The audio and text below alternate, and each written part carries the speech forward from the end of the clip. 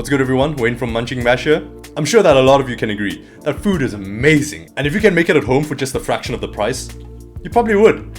But the thing is, we usually just don't have time, or maybe what we want is really tricky to make, and you rather just get someone professional to do it for you. Like, why risking messing it up at home? Or hell, why even bother? You probably have better things to do. That's the thing, guys. A lot of things, granted they are hard and time consuming, don't have to be. There are a ton of delicious foods out there that are super easy to make right at home. All you gotta do is put in a little bit of time to understand how that works.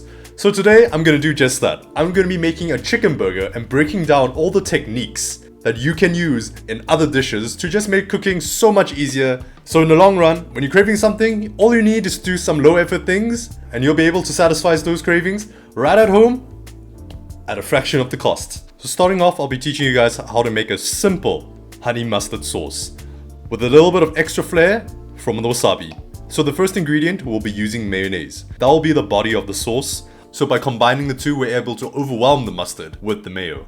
Now I personally like the ratio of 2 tablespoons of mayonnaise to 2 teaspoons of mustard. That's my personal liking, but you can adjust it however way you want to. If you really like the flavor of mustard, feel free to add a little bit more, and if you feel like this is a bit too intense for you, cut it back a little bit and add more mayo.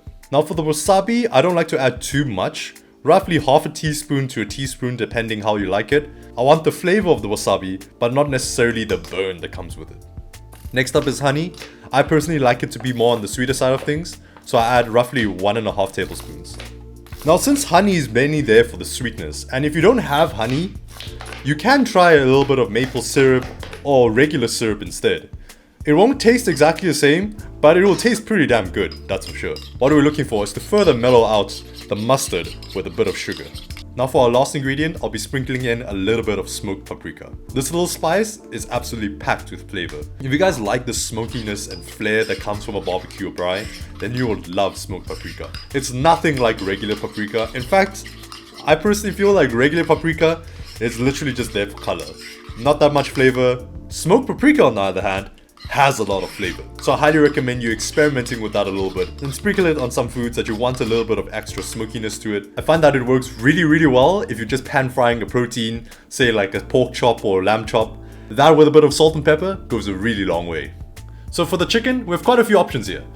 The first one I recommend are either deboned chicken thighs or drumsticks. They're so much more forgiving to cook with and are really tender and juicy. Now on the flip side, you can also use chicken breasts. As you all know, they're a lot leaner, tougher, but can be equally as juicy if done correctly. Now in this video, I'll be using chicken breasts to show you how to tenderize them with buttermilk. This makes the chicken breast a lot more tender and forgiving to cook with. Now buttermilk tenderizes the chicken by its acidic nature. It's not as harsh as other acids, which in fact can result in the opposite effect. Examples would be using straight vinegar or lemon.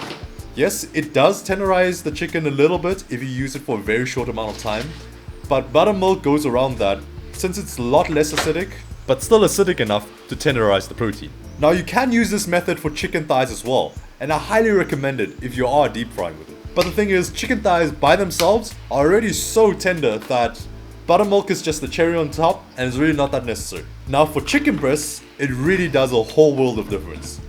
I recommend marinating in the buttermilk with a bit of salt for at least 2 hours. Preferably 4, but if you're in a rush, 2 hours would suffice. And by all means, if you just don't have time, you can skip the buttermilk process and just go with straight chicken breast. Or you can just scrap the chicken breasts altogether and go with chicken thighs. In my opinion, they're a lot more flavorful and so much more easier to deal with. But hey, for the sake of the video and showing you guys a new technique, that's why I'm using the buttermilk. Now for the chicken burger, like with the regular burger, there needs to be some form of a pickle. A little bit of acidity to cut back on the richness of the fats. You can just get regular pickles from the supermarket, but I'm going to show you guys a super quick method to make pickled red onions. And whenever you need an acidic kick, it's right there waiting for you. Now I'll be chopping and peeling the red onions. Cut them into thin pieces, like this, or you can cut them into chunkier pieces if you prefer that texture. Now for this recipe, I'm using 2 medium-sized red onions. That's enough to fill roughly a 500 milliliter jar. If you want a little bit more, you can fit in a 1/3 red onion, but you're gonna have to push it down a little bit before we add in the pickling solution. The pickling solution, it's really straightforward as well. In the saucepan, add in a cup of water, a cup of vinegar, and 2 tablespoons of sugar. That's it. 1 pot water, 1 pot vinegar, and a little bit of sugar for that extra sweetness. You can, however, give it a little boost and add in other aromatics. Star anise, cinnamon, bay leaves, they all work really well and enhances the flavor in the pickling solution. But for this recipe, we're just going to keep it simple and leave those ingredients out.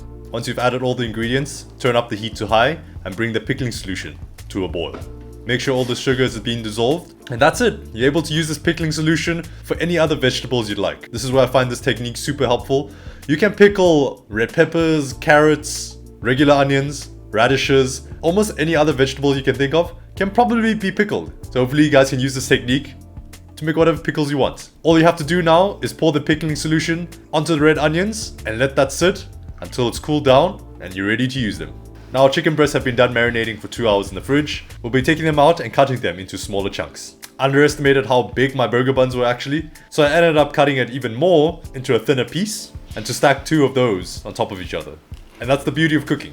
When something goes wrong and you're trying to fix it and whatever solution you came up with didn't work, well, there's a solution to fix your solution. And that's the fun of thinking on the fly while you're cooking. Now for the breading, I'll be using panko breadcrumbs. For me, I love the texture of panko breadcrumbs. In my experience, they come out a lot more fluffier and a lot more flakier compared to regular breadcrumbs. Now what are panko breadcrumbs? Essentially they're made from bread that doesn't have a crust. That might sound kind of weird, but yes, that's exactly what it is. Japanese invented a way to bake bread using electrical currents that cook the dough through without creating a crust. So now they take this crustless bread and basically shred it up and turn it into panko. That's pretty much it. Now can you make your own breadcrumbs? Yeah, sure, you can. But I feel like it's one of those things that you can. Would it be better? Probably the same, but it's a lot more work and not that much more improvement. There's a lot of things in the kitchen that making it from scratch is a lot of fun, and a lot of times it actually improves the quality. But there are just certain things that are not worth the hassle, and this sadly is just one of them. Coat the chicken pieces with the panko breadcrumbs and set them on the drying rack. We'll be preheating our oil in the meantime. If you have a thermometer nearby, we're aiming for roughly 180 degrees Celsius or 350 Fahrenheit. Now if you don't have a thermometer, set your stove to roughly medium heat, and with a chopstick or any wooden spoon, place it in the hot oil, and when there's bubbles that form around it, the oil's hot enough to deep fry. Now we'll be deep frying these chicken pieces for roughly 6 to 8 minutes, depending on how thick you cut your pieces. Since I cut mine relatively thin, 5 minutes was more than enough for me. But if yours is any thicker, I highly recommend 8 minutes. Now this is specifically for chicken breasts. When it comes to chicken thighs, that's a whole different story. For chicken thighs, I recommend up to 10 minutes. And the best part about chicken thighs is it's really hard to overcook them. In fact, chicken thighs are one of those cuts that benefit from a longer cooking duration. Kind of like beef stew, cooking them for a longer duration creates that tenderness from the collagen in between the muscles being melted. When it melts, it turns into gelatin, and that gelatin coats the muscles around it, creating that soft and tender texture we're looking for. And that's the biggest difference between thighs and breasts. Thighs have this, breasts don't. And funny enough, because of this, it makes thighs a lot more forgiving to cook for longer periods. Once the chicken has a nice golden brown crust, scoop them out and place them on the drying rack to cool down. The first thing we're going to do is spread the buns with a form of fat.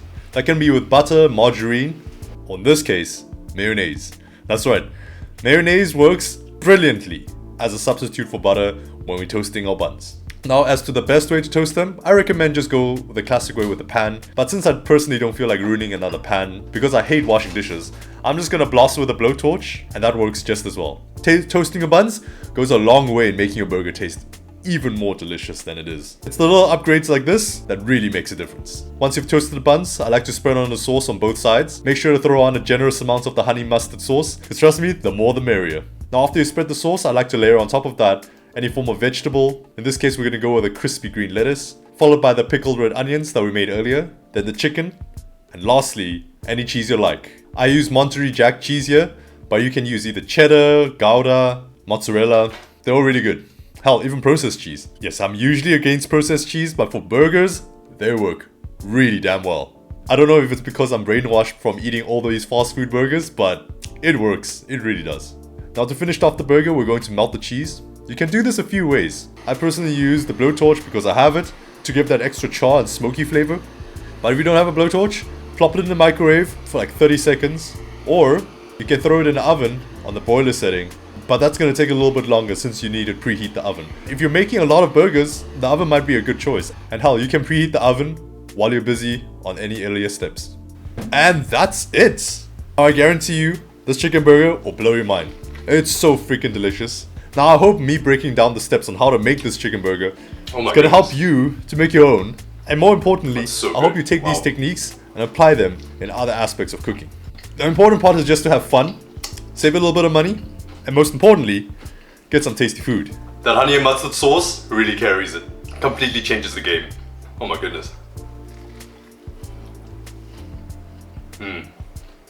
I mean, like, Kewpie mayo is really good, guys, but doing this, whew, that's just something else. Hope you guys enjoyed. Please like and subscribe if you like this content, and I'll see you guys next time.